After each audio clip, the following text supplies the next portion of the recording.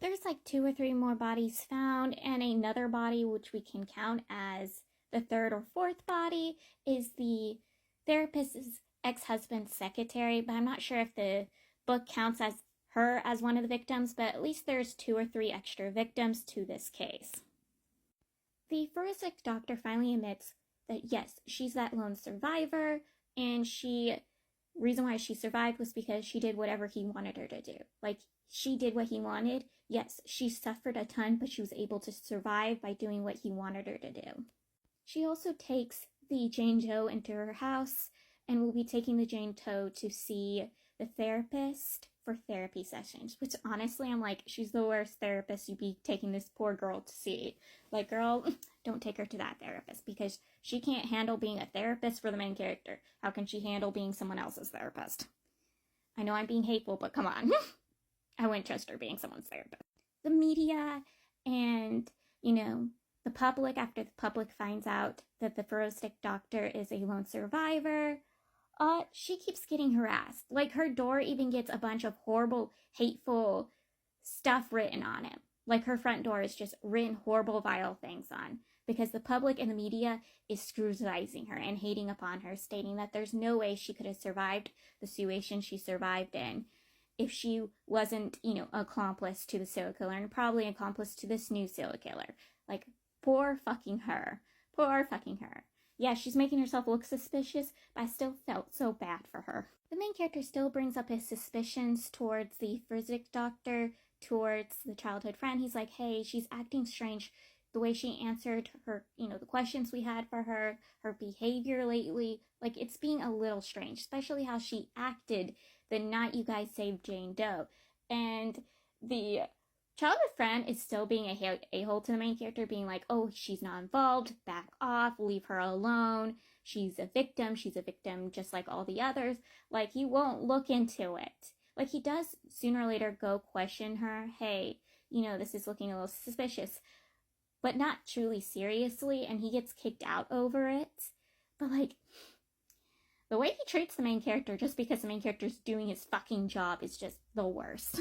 They realized looking into it that the serial killer from 20 years ago, the person who harmed the forensic doctor, probably had a son, and that's probably why he had baby stuff in his house. They assumed, the cops 20 years ago assumed that he had ideals of laying hands on actual babies, because he would kidnap young girls and keep them in his basement. He would go from like 8-year-olds to like grown adult women. Like, as long as he found a woman with long black hair and wore a red dress, he would kidnap them, keep them in his basement, rape and torture them, and then kill them. Like, and they assumed the baby stuff in his house was for an actual, sooner or later, baby victim, but he could have possibly actually had a child. Even though he had no wife or supposed children, they think he had maybe an illegitimate child. And the illegitimate child is the person doing the raping and killing now. The serial killer's son is a doctor. Like, the forensic doctor had stated that the victim had to be either a chef or doctor with the skills they had with a knife. And they find out he's a doctor working at the hospital that the, childhood friend was staying after he got stabbed. Like, ooh. And this doctor's also the male lead's neighbor. Yeah, it's kind of fucked up. But yeah, after almost catching him again, which, they failed again because either he died or got away. They're not really sure which one. They're still looking out for him, or at least looking for his corpse, because they caught him trying to kill another girl, a nurse at his hospital. And the main character figured it was him because the way the guy was looking at the nurse when she had a red dress on.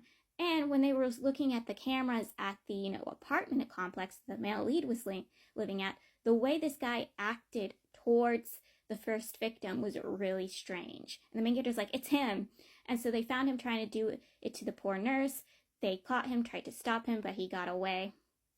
But when they went to talk with his ex-girlfriend, she stated she broke up with him because of his strange behavior towards, an older woman. Like, she assumed this was his mother or adopted mother, but he had a weird, strange relationship with this woman.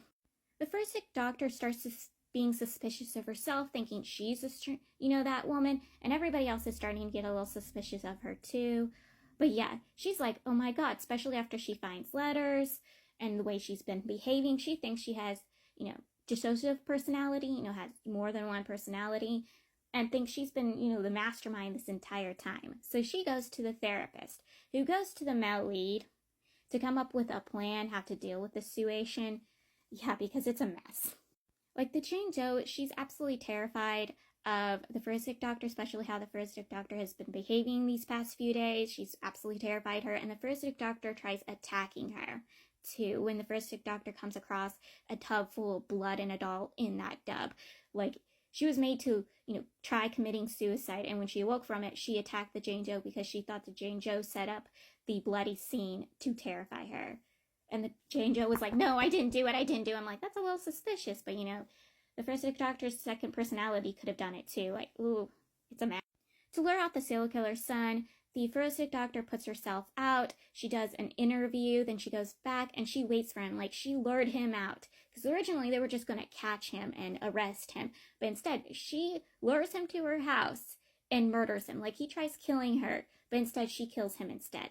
Then she hands over the evidence she had and turns herself in to the cops. She's like, I'm the mastermind. But it reveals that no, she's not the mastermind, and that she was led to believe she was a mastermind so she could commit suicide. And this makes them all realize that the person who's been staying with her this entire time has to be the person who's made her believe she's a mastermind, which is the Jane Doe. They thought she was a 15-year-old girl, but no, she's actually a grown-ass woman and the mother of, the serial killer's son.